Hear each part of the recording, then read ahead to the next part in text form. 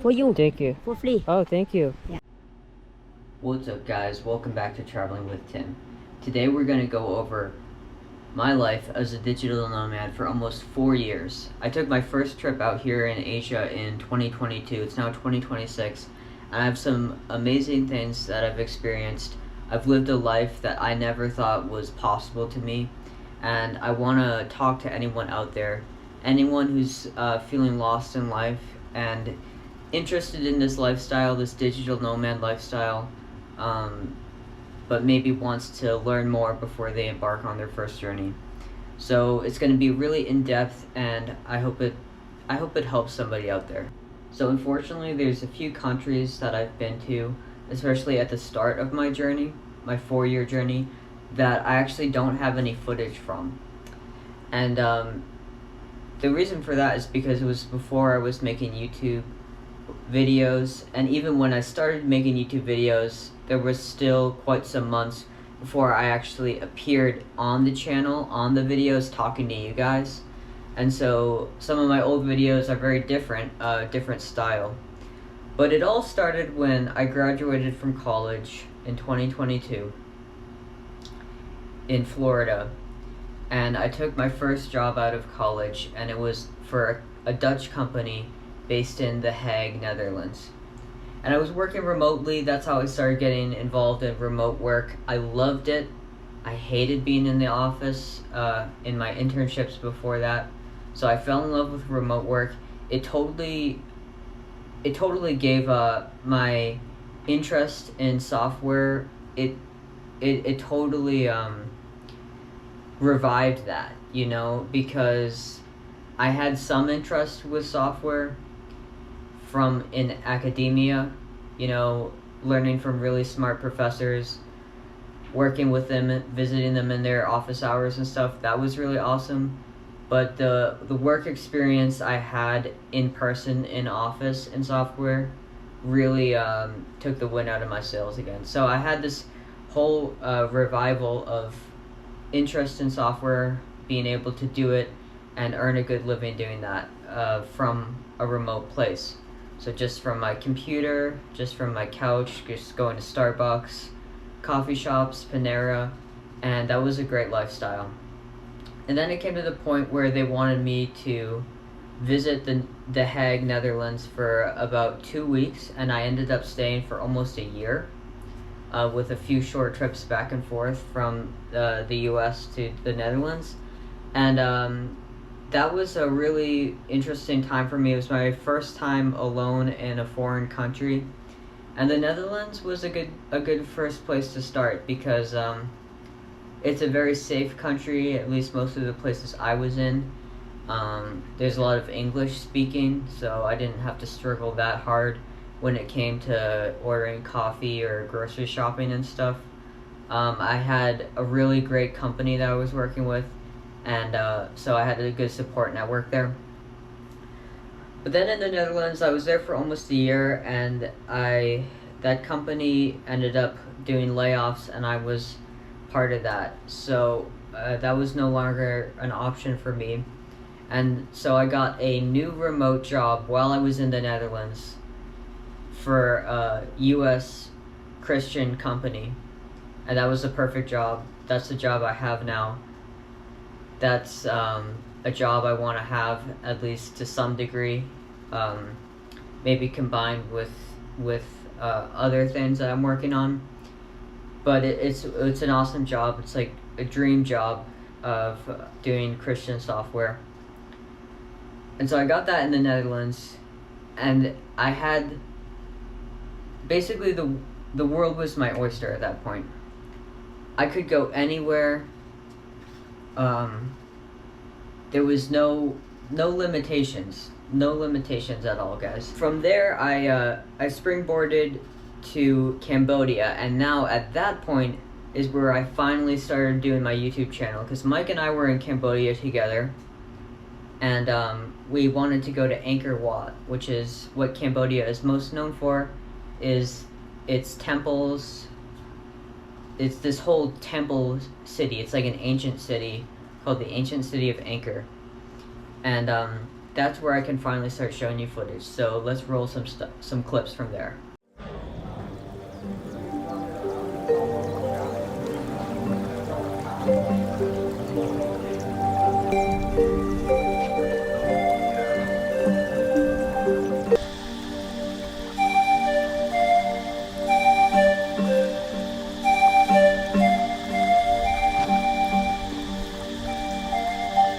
So Tafram is also famous for having this giant tree coming out of it, but you'll see that tree in a lot of movies and TV shows like Survivor.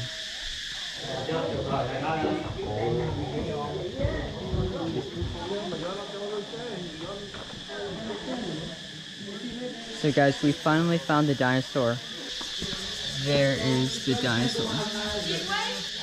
So I've heard people call it a rhinoceros. I would not say that thing looks like a rhinoceros with all its like spikes coming up. And if you look, there are other imaginative creatures around it too, like a dragon and some kind of monkey or spirit. And then this thing kind of looks like a dinosaur too.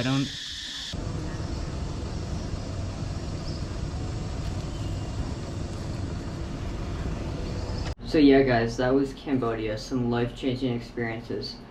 I remember the feeling of going to Anchor City for the first time, and it's really breathtaking. It's one of the 7 wonders of the world, and I just felt like an archaeologist. I felt like, you know the books you read when you're growing up, there's always, some of my favorites were like Robinson Crusoe. Other ones that I liked, I guess I liked the Harry Potter books, you know, things like that. Another one favorite is the Tale of Despero. But in all of these stories, like they all have the heroes, the characters, the protagonist, if you want to use a fancy term. And going to Angkor Wat was like one of those first signature events in my life as a digital nomad where I felt like I was in a movie. I felt like I was an archaeologist or like Jurassic Park, like looking at the dinosaur carvings and stuff. And that it really was beyond words. It left me speechless. And so after exploring the Angkor City, Mike and I had a few more days in Cambodia. And so we took a trip out to the countryside to an elephant sanctuary. And importantly, this is an elephant sanctuary. It's not like a zoo. You're not allowed to touch the elephants. You're not allowed to ride the elephants. As you can imagine, elephants have been really mistreated in these countries due to the tourism industry. And that's really sad. But this place was all about rescuing elephants that have been mistreated in the tourism industry and giving them a pasture, basically to live a peaceful life and then still make the tourists money because the local people need that. So it's kind of a win-win. The elephants get a good life, the tourists get to experience the elephants in a respectful way, and then the local people get to earn a living. So it's awesome. So let's roll some clips from that experience. This side. Walk back this side where you.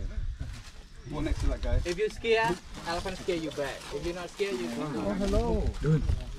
Hello. Okay, stand. Oh, look at that. Takes it very fast. Hello. Whoa. Very kind. Hello. Hello. I got it inside the trunk. I knew.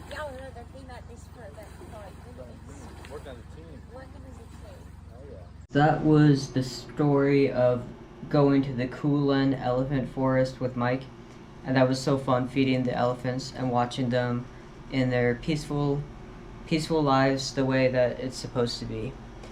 And now I'm trying to recall, after the elephant sanctuary, I think Mike and I departed. I eventually went to Korea following Cambodia, And that was my first time in an Asian country, in a place that's more like a first world country. I mean, I don't really like the way that they're categorized, but frankly, that is how that category does exist. And so that was my first time in a first world Asian country, which would be like Korea, Japan, South Korea, is what I'm talking about. And so that was my first time in South Korea, and some key points about South Korea: it was super clean, super safe. I was walking around in the middle of the night, no problems. I did some amazing things there too. I went to this really cool fish market. It's like an indoor fish market, and I've seen other YouTubers go there too. I'll roll some clips on that. And then I also took a tour of the North Korean border, which was also a lot of fun. Now, I didn't do that much more in Korea, but let's take a look at Korea.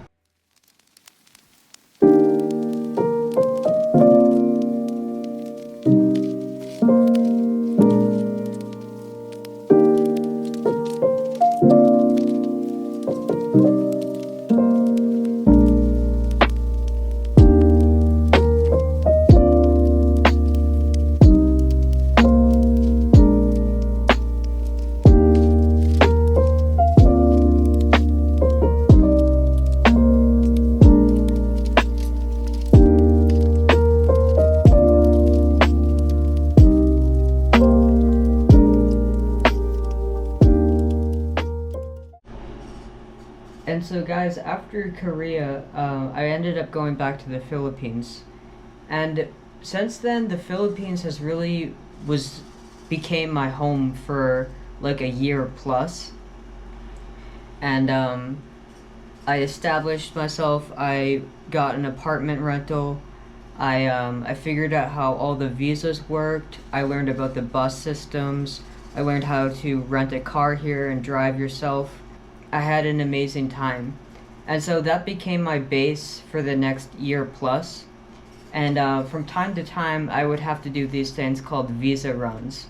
And if you're interested in the digital nomad lifestyle, the term visa run is something you'll hear a lot.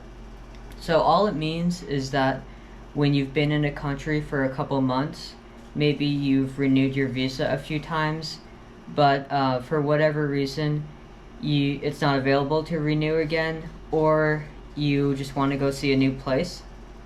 What you can do is that you can go to a new country, come back to your country of origin, and get a new visa when you come through the airport.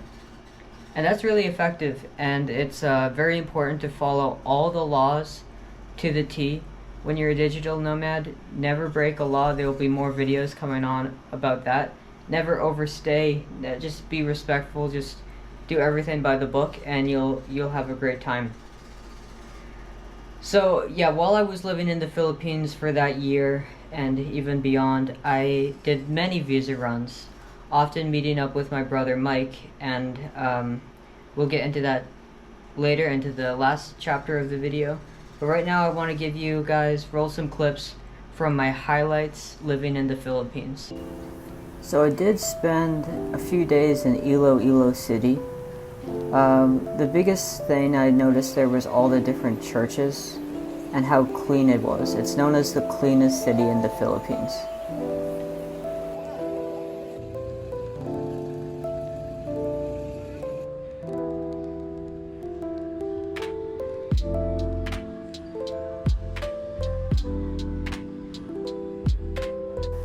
They even have a shrine there that's made to feel like you're ascending into heaven.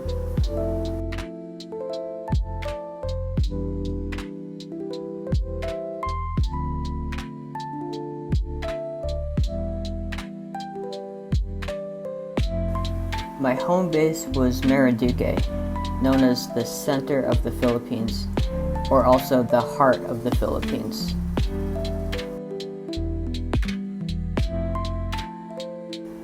Not many people come here. It's very hard to get to. There's no airport.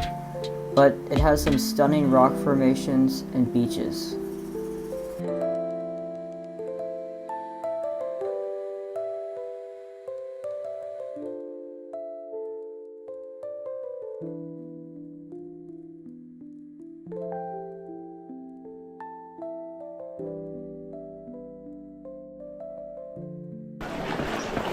Really cool.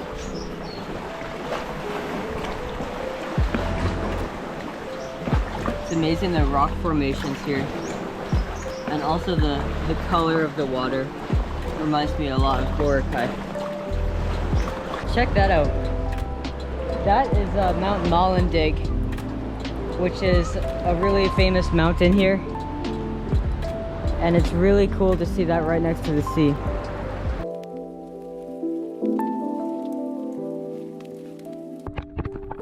The whale sharks can grow up to 18 meters and live for 100 years. Whale sharks are not hunters.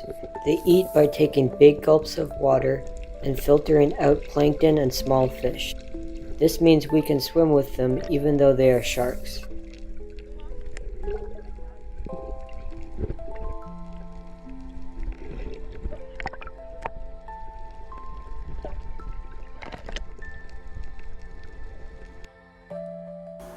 Here is an incredible outlook from one of the highways over in Cebu. Also a really awesome waterfall called Kawasan Falls. Then there's Palawan, known for its stunning limestone cliffs.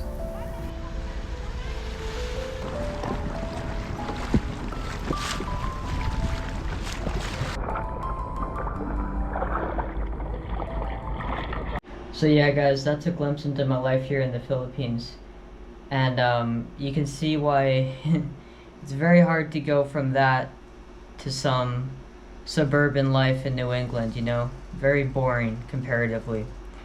But now I want to talk more about the visa runs. Over my time here, there have been 3 or 4 visa runs that I want to share with you. And there's also places that I stopped by going back to the United States to do various things. Like, for example, I'm working on a master's degree, which is like half online, half in person. So sometimes I have to go back there and fulfill some tasks. But so I stop along places along the way at some points. And then other times I just do a full-on visa run where I book a round-trip ticket from the Philippines to some other country and then back again. So I'm going to share with you 3 visa runs that I really stuck with me. There are other places that I've gone, but these 3 are really special to me. So we're going to take a look at China, Vietnam, and Mongolia. And so I'm going to roll the clips here, guys, and I really hope you enjoy it.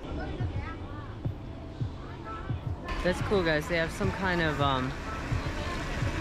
astronaut or something. This one's cute. I already got that one, yeah. This one?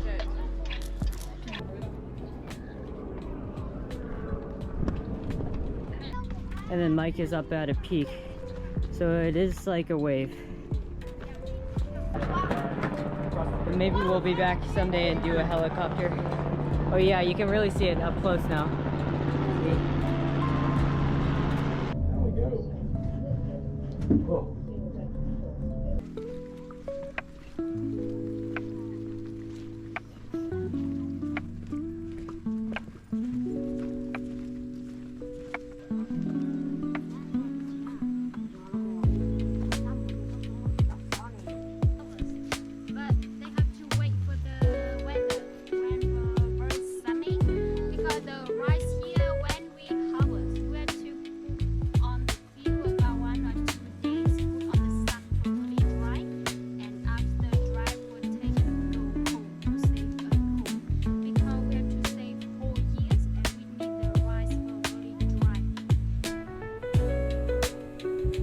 For you. Thank you. For free. Oh, thank you. Yeah.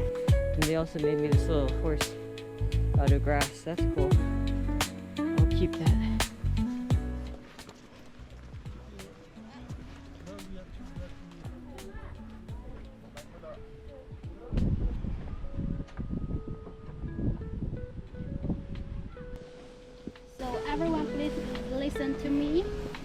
over there to around here in the first village. Right now we arrived to the first village, and this village have a name is Iloilo village, and have a black common tribe. They live here. You know, in Sabah here we have 6 different tribes. They are black common, red Zao, Zai, Sapa, Thai, and King. King, they speak Vietnamese. Check that out, guys. I really do love Sapa, guys, and I hope you like it too. It's hard to get a view like that anywhere. There goes my backpack. It's like we're in Lord of the Rings or something. I have 3 things to say about Mongolia: eagles, camels, and Genghis Khan.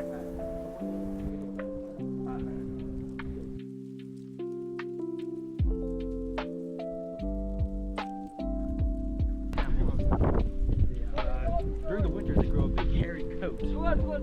Oh, here comes the friend. He wants to join us.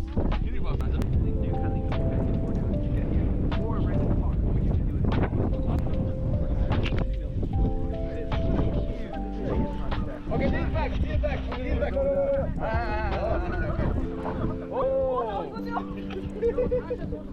Oh yes. Oh yes.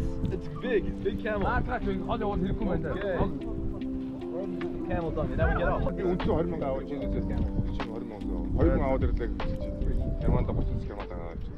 So guys, thanks for letting me share some of those experiences with you. And if you're interested in this digital nomad lifestyle, it's really special. It's not for everyone, but it's one of the best decisions I've made in my entire life. And I'll leave you with 3 practical pieces of advice. So number 1, like I said earlier, follow all the laws of whatever country you're in. Never overstay your visa, and be respectful to the people that you're with. Number 2, take tons of photos and videos. You don't have to have a YouTube channel. That's not for everyone. But trust me, I'm so glad I have all these videos and photos to look back at all of my adventures. And number 3 is to always make sure your phone has data. Data and is charged too. That can be a real lifesaver. When you're in a foreign country, the last thing you want is to have no data on your phone. No way to call a taxi, no way to research anything, no way to even open Google Maps. You guys do not want to get in a situation like that. So those are my 3 advice. Thanks so much for watching, and I'll see you guys later in more vlogging adventures and maybe more videos like this too, where we kind of take a retrospective view. Anyway, I'll see you guys later, and take care of yourselves.